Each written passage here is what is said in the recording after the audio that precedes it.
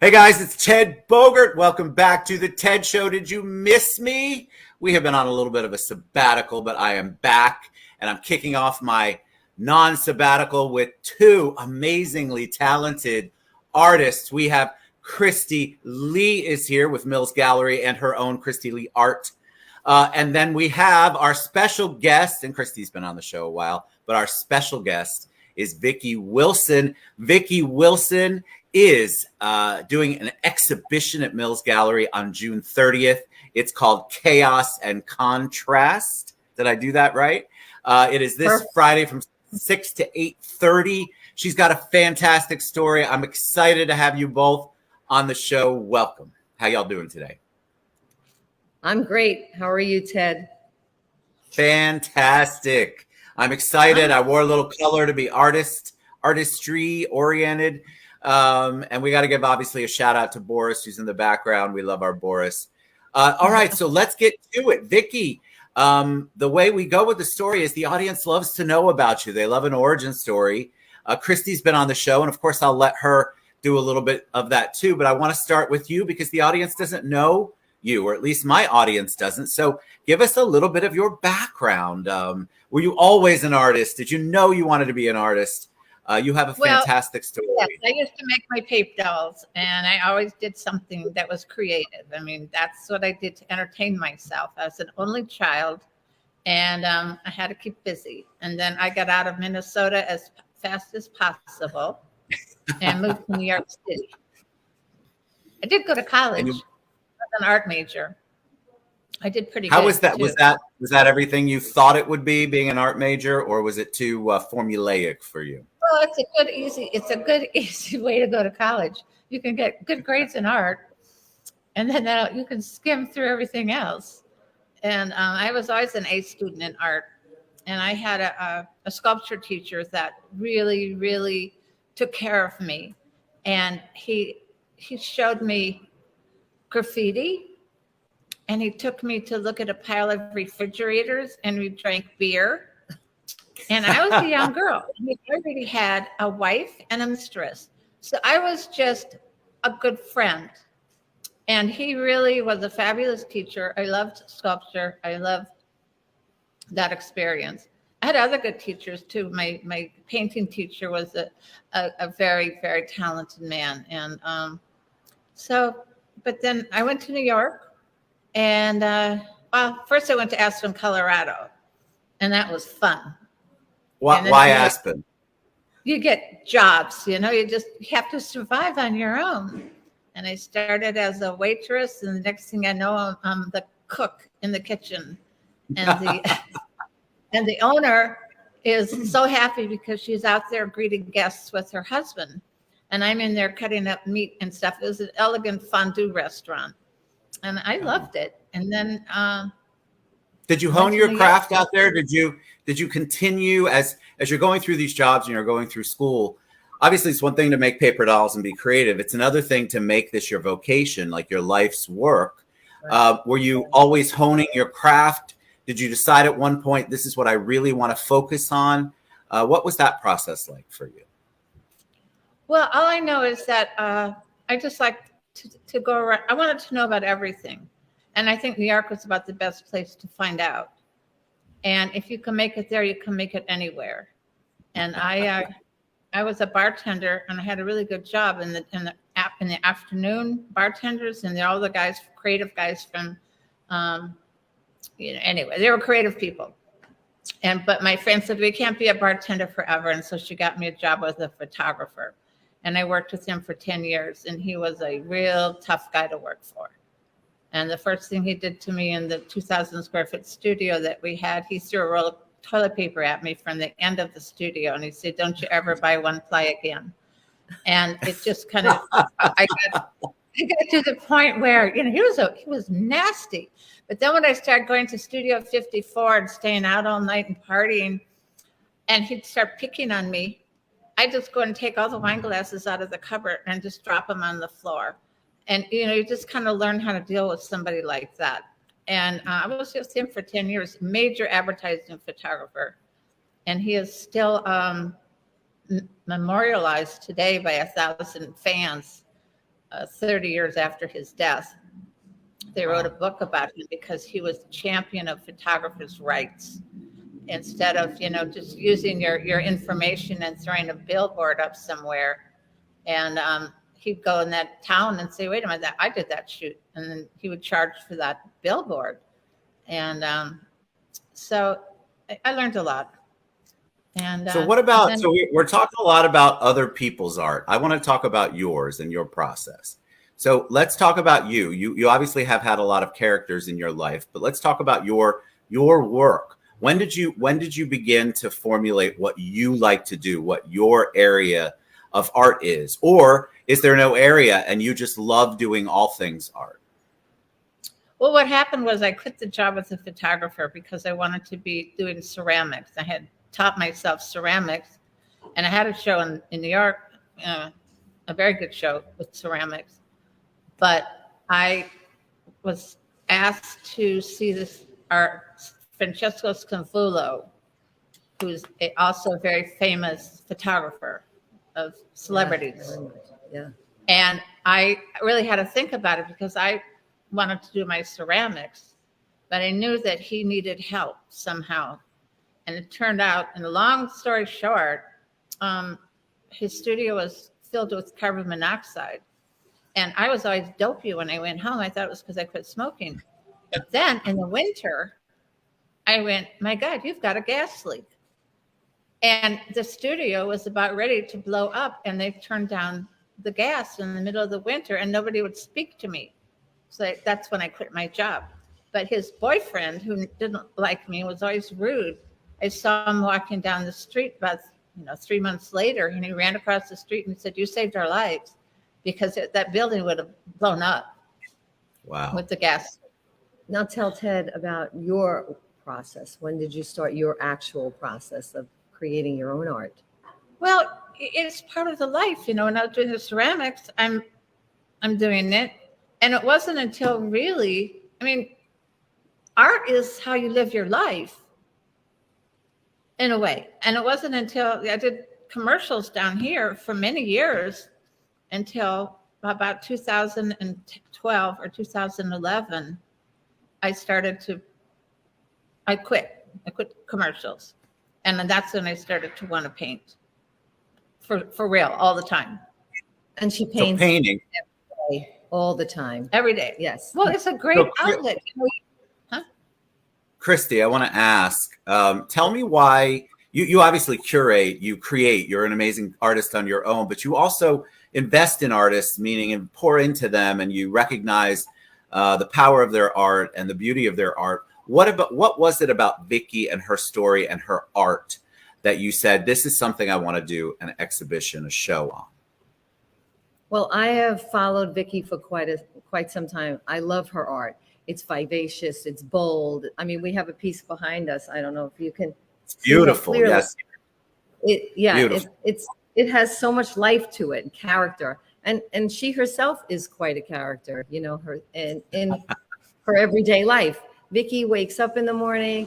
She eats, breathes, sleeps, everything paint. Her home is covered in paint. She is, I would say, probably the most, as far as artist goes, she puts the most of her life, her personality into her art. And I've always loved that about her. Unfortunately, right now, Vickie has found herself at a time where she needs help. And this seemed like the perfect thing for Mills and myself to get behind so that we can help her in her time of need. I think the Orlando community, who knows Vickie very well, I felt like this would be a great opportunity for not only the artists, but the people in Orlando to come out and help one of their own at her time of need. And so for me, it was a joy, first of all, to have her here in the gallery, but to be able to do this for her when she needs it, it means so much to me. And I'm really hoping that the Orlando community hears this, sees this, comes out to support this artist because she's fabulous. And having a piece of her work now, when it's still somewhat affordable, will later on, I promise you, be worth a lot more down the road. Amen to that. It's an investment in her and an investment for the person. Let's talk about the show, which is Friday, June 30th, 6 to 8:30 at Mills. gallery. It's the Mills 50 gallery. If you haven't been there, Chaos and Contrast. How did that name come up? I love it. Yeah. I kind of was thinking of different names that I feel represent Vickie and her art. I mean, absolutely Chaos was the first thing that came to my mind, because when you look at her work, it's bold, it's all over, it's so expressionistic, you know what I mean? So there's the chaos. And the contrast is that when she tries to put a family to it or a personality to it, or she gives it life, she gives it a name, and it becomes so important to her. Each piece, well, we say that our art is like our children. In this case, it certainly is for her. Well, I want to say one thing. She's fabulous. Please do. Curator. She's fabulous. Oh, God. She picked stuff that I would never have thought she would pick to show and show together. And I'm like, oh, these are good. They are good together, and they're very, very different. I appreciate that. Thank you. And living Kristy's in New York. Amazing at that. Kristy's amazing at that. She's just got an eye. And I think because she knows you and she knows your story, Vickie, it absolutely helps her, because when she's going to speak about the art, and when you're giving the tour, and when you're talking with guests and patrons, it's so awesome to have somebody else also be able to tell your story and be able to express what your story is and why each piece was chosen. And I want to talk about the piece behind you. Does it have a name, and what's the story? Yeah, the name, and I just named it, and I can't remember it. I think Fire and Ice. Oh, that's it. Because Fire and Ice. Yeah, some of the stuff this wasn't named when we picked it, and it came to me, and I just told her now. I said, "Do you mind the name?" I said, "I like the name," and yeah, I think it's perfect. And it just makes you want to. I mean, I don't know. I love color. Well, the fire of the red, I mean, speaks for itself. And the blue brings out the ice and the cold. So the contrast for her, I think, and tell me if I'm not wrong, that the fire and ice for you means, the strength and the power that you have, and the feelings of passion come out in the red and the bright colors. I mean, you can explain it any better than that. Be my guest. Well, no, when I saw the orange circle too, that kind of, anyway, I'm known for my color. I mean, I'm known as a colorful. It's beautiful. Well, when you're, it's absolutely a beautiful piece, and I love the name. When you're painting something like Fire and Ice, are you thinking of someone? Are you thinking of a moment in your life? Are you thinking about something that inspired you? What's the process there when you're painting?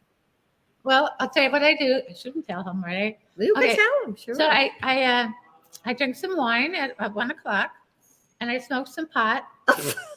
I didn't mean that you could tell him that part. No, it's totally good. I love it. Fantastic. It's legal, and I do it. I have a heart problem in a blockage. Yeah. I got it because I could, but I didn't realize it corrected this heart blockage. Yeah. That's it. But anyway, so I have fun for a couple of hours. I do whatever I feel like doing. I run back and forth from my studio to the kitchen. I wipe off my palette and knife that I spread stuff with, and I can make my dinner when I'm doing that. And for like 2 hours, 3 hours a day, I'm not thinking about anything. I'm looking at a composition. When I was doing the bunnies, which she likes me to do, you have to come see the bunnies. The bunnies are very popular. Yeah, the bunnies are kind of my favorite. She has a bunny, if I can. Oh yes, please. Yes, please tell the story. I love it. She painted this bunny at the coronation when the king was having the coronation that day, and she included that aspect of what was happening in the world into the bunny scene, and I just love it. And I'm hoping that people come and just see this bunny and see how inspired she was by something that was happening in the world, and she brought it right into her practice. He is coronated. He is the king bunny. He's the king bunny. He's the king bunny. Y'all, if you don't go just for that, I want to see the king bunny. This is kind of perfect for me. I had these cute, adorable little bunnies together on the canvas. And when I woke up the next morning, I had smeared this orange paint on both sides of them. And I go, oh, what have you done? What have you done? And I went, oh, I painted the little bunny's paws the same color. So they did that painting. So it looks like the bunnies made the mess on the Oh, side. how cool. I love that. I mean, so that happens. Sometimes I make a mess. And if you saw my floors, you do great. Yeah. And but I thought that was trash really, to treasure. I think that was Trash fun. to treasure. Somebody's trash is another person's treasure. That's the great thing about art too. Right It speaks differently to different Yeah. people. When you go back and look at your art, because I love the process. First of all, thanks for sharing that, because that's probably the most honest answer I've ever had to that question. And we all know it happens all the time with artists. So just going to say, but when you go back and look at a piece, like after you've painted it and you go back, or when you're looking at it or you sell it, like Fire and Ice, for example, do you get emotional? Do you feel something? And what are you feeling when you're looking at your paintings once they're painted and you've moved on to the next one and you go back and you look? That's a good painting. Fire and Ice is a good painting. And when I look at it, I go, I did a good painting. And I'm very critical of myself. And if I don't like it, it goes bye-bye. And I cut up a lot of them. She actually does. She'll actually cut it up. But I've seen her take some, what I thought were pretty good paintings, cut them up. But she creates a collage out of them, which is also wonderful. And I'd like to get back into that, because that's a good way of dealing with little bits and pieces. Yeah. And for artists, everything we do isn't always perfect. So sometimes you want to throw something away or paint over it or whatever, but she'll now recycle it into a collage that has its own personality as well, which is really super cool. I love that. Yeah. Repurpose is amazing. How about an artist that inspires you? Vickie, is there an artist that you look at that you personally love their style or their message, or it speaks to you? No, I don't really. I mean, I've kind of just. It's great answers. No, I love honest answers. That's good. I don't like canned answers. It's perfect. It's just. I mean, I studied, in the magazines years ago. I'd look at, art magazines. I have art magazines, but I just kind of got in my own world right now. I mean, I lived outside and now I'm living what's in here, and I'm enjoying my life. I've had a good life in all parts. Fantastic. Well, I want everyone. Social media too. Huh? No, I was just going to say she doesn't even get involved in social media. I know. I'm tagging Kristy and the gallery and everything in our show post. Let's give them the details, Kristy, of Friday. Do they need to register? Where do they go? What time? Give them all the 411 again. No, they come to the gallery at 1650 North Mills, and we're there from 6 to 8:30. The doors will be open. It's free to the public. We're just hoping that you'll come in and appreciate this beautiful artist. Her work is terrific, and maybe support her, buy a piece of art. I mean, every artist loves people who buy their art, but especially in this case, I'm really hoping that the Orlando community will come together and we can support this artist. I mean, there are a lot of artists out there who are suffering, and we need to help in any way that we can. But for Mills right now, this is the person that we have chose to support. We love Vickie. We love her art. We followed her for many, many years here in the art community, and she deserves the help. So she deserves it for sure. I want you all to go to Mills Gallery. It's Friday, June 30th, 6 p.m. You can also go to KristyLeeArt.com. You can find the link to Mills Gallery in the comments below. I want you all to get out. We talk about supporting our artists and our art community here. We have a strong community in the Orlando, Central Florida area. Let's get behind Vickie. Come out, support her, support the gallery. Kristy and Vickie, what a joy to have you on the show. Vickie, you're amazing. Some of the most honest answers I've ever had when talking to an artist. And I want to encourage more artists to be just like Vickie when they answer, because that's the kind of stuff that it is. I'm not in town. I'm not in town. But it'll be all month. Ted, the show will be running all month, and I did meet you here. Perfect. Yeah, and I will absolutely be there. We'll do a private tour. Yeah. I love a private tour. All right, you guys are amazing. Please go to KristyLeeArt.com or go to Mills Gallery website, which is in the body of this message below in the comments. Thank you both so much. It's June 30th, this Friday, 6 p.m., 6 to 8:30. Get behind Vickie Wilson. Oh, there's Boris in the background there. We love our Boris. Say hi, Boris, before we head out. Boris is the curator, the gallerist, the amazing man over at Mills 50. Did I do well? Boris, you can cut the check later. I appreciate all of you so much. Everybody have a great day. Get behind Vickie. We will see you soon. Go on June 30th. Bye, everybody.